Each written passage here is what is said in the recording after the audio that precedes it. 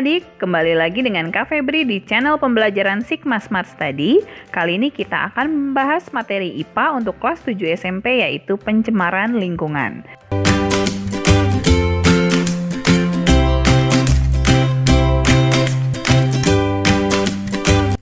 Kalian tentu sering mendengar istilah pencemaran air. Sebetulnya apa yang dimaksud dengan pencemaran air?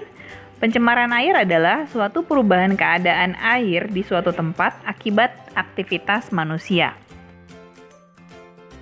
Perubahan yang terjadi mencakup beberapa hal. Bisa terjadi berupa perubahan bau, perubahan warna, ataupun perubahan rasa air tersebut. Lalu bagaimana pencemaran tersebut bisa terjadi? Ada beberapa sumber pencemaran air, diantaranya adalah berasal dari limbah pertanian. Limbah pertanian bisa saja berupa pestisida, yaitu zat kimia yang berfungsi untuk membunuh hama, atau bisa juga bahan kimia berupa pupuk-pupuk kimia. Sumber pencemaran air lainnya bisa berasal dari limbah industri yang berasal dari pabrik, atau limbah rumah tangga berupa sampah rumah tangga, deterjen, dan bahan-bahan kimia lainnya yang berasal dari sampah-sampah rumah tangga.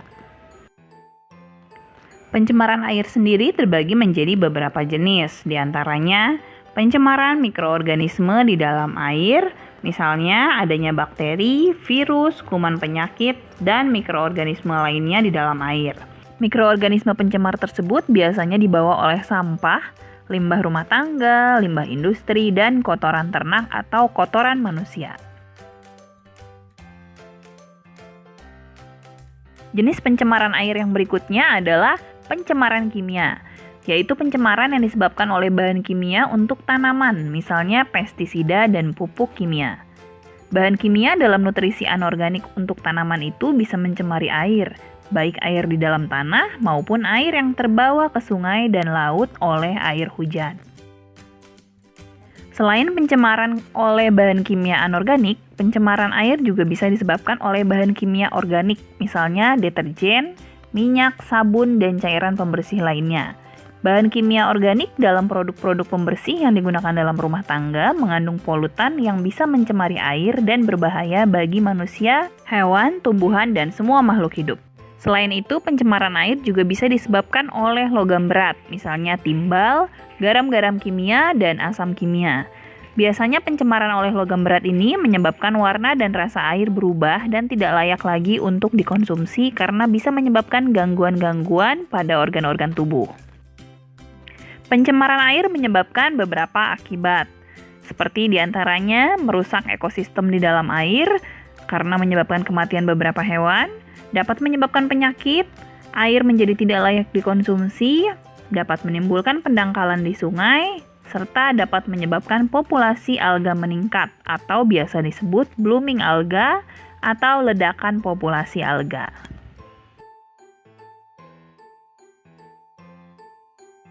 Untuk mencegah pencemaran air, kita bisa melakukan beberapa upaya tertentu, seperti yang pertama, tidak membuang sampah ke sungai atau ke laut. Lalu yang kedua, mengurangi penggunaan bahan-bahan kimia. Yang ketiga, kita harus menghemat penggunaan air bersih. Yang keempat, mengawasi penggunaan pestisida atau pupuk agar tidak terlalu berlebihan. Yang kelima, mengolah limbah dengan instalasi pengolahan air limbah dan kolam stabilisasi limbah.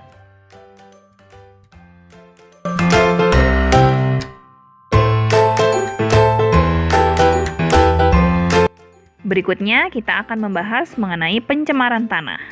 Pencemaran tanah adalah perubahan keadaan tanah akibat masuknya zat-zat polutan yang dapat merusak kualitas tanah. Zat polutan tersebut berasal dari limbah industri, limbah rumah tangga, dan sampah plastik, serta logam sebagai hasil dari kegiatan manusia.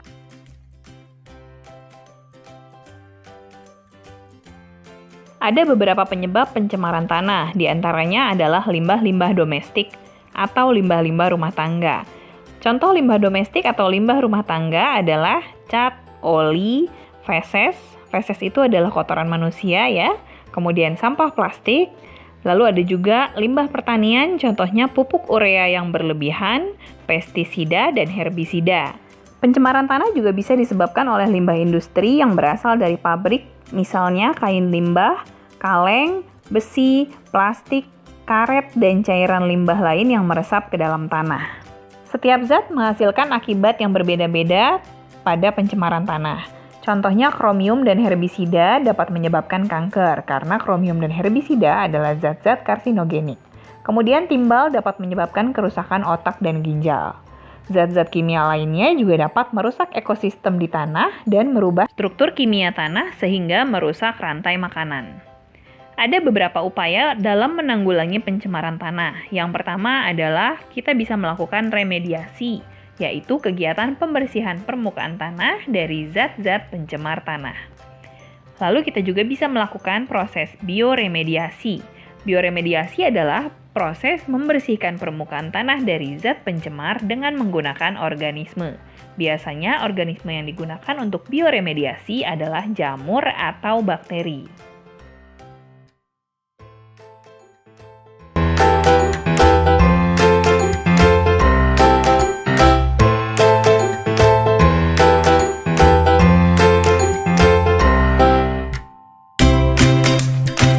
Berikutnya kita akan membahas mengenai pencemaran udara.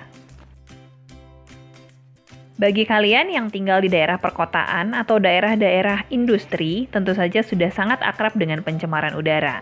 Pencemaran udara adalah kondisi udara yang mengandung bahan polutan yang berbahaya bagi makhluk hidup. Pencemaran udara ini biasanya disebabkan oleh aktivitas manusia, yaitu pembakaran industri dan penebangan hutan dan pohon yang berlebihan. Berkurangnya jumlah pohon di alam dapat menyebabkan akumulasi gas-gas berbahaya di atmosfer. Ada beberapa penyebab pencemaran udara. Yang pertama, faktor alam. Faktor alam yang dapat menyebabkan pencemaran udara adalah gunung meletus yang dapat mengeluarkan abu vulkanik sehingga udara tercemar, atau kebakaran hutan alami yang disebabkan oleh musim kemarau dapat menimbulkan polusi asap sehingga mengurangi atau menurunkan kualitas udara. Manusia juga dapat menyebabkan pencemaran udara. Aktivitas manusia yang disebabkan oleh industri dapat menghasilkan asap pabrik, asap pembakaran sampah, dan asap-asap kendaraan. Asap yang disebabkan oleh aktivitas manusia tersebut dapat menyebabkan penurunan kualitas udara. Ada beberapa efek atau akibat dari pencemaran udara. Contohnya, asap-asap kendaraan dapat menyebabkan akumulasi gas karbon di atmosfer sehingga menyebabkan efek rumah kaca dan meningkatkan suhu bumi sehingga dapat menyebabkan pemanasan global. Selain itu, penurunan kualitas udara juga dapat menyebabkan berbagai penyakit infeksi saluran pernapasan atas atau ISPA, atau asfiksi dan emfisema yang menyebabkan akumulasi karbon dioksida dalam darah sehingga menyebabkan penyakit pernapasan.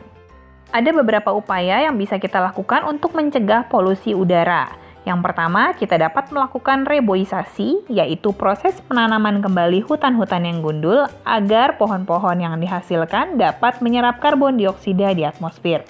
Kita juga bisa mencegah dan memadamkan kebakaran hutan dan menghukum pelaku illegal logging atau penebangan berlebihan. Kita juga bisa menggunakan energi ramah lingkungan seperti energi surya dan menutup pabrik-pabrik yang menghasilkan zat-zat yang dapat merusak lingkungan. Oke adik-adik, itu tadi materi mengenai pencemaran lingkungan sudah selesai kita bahas semua. Mudah-mudahan bisa dipahami ya. Jika kalian belum paham, kalian bisa ulang-ulang lagi videonya sampai kalian benar-benar paham.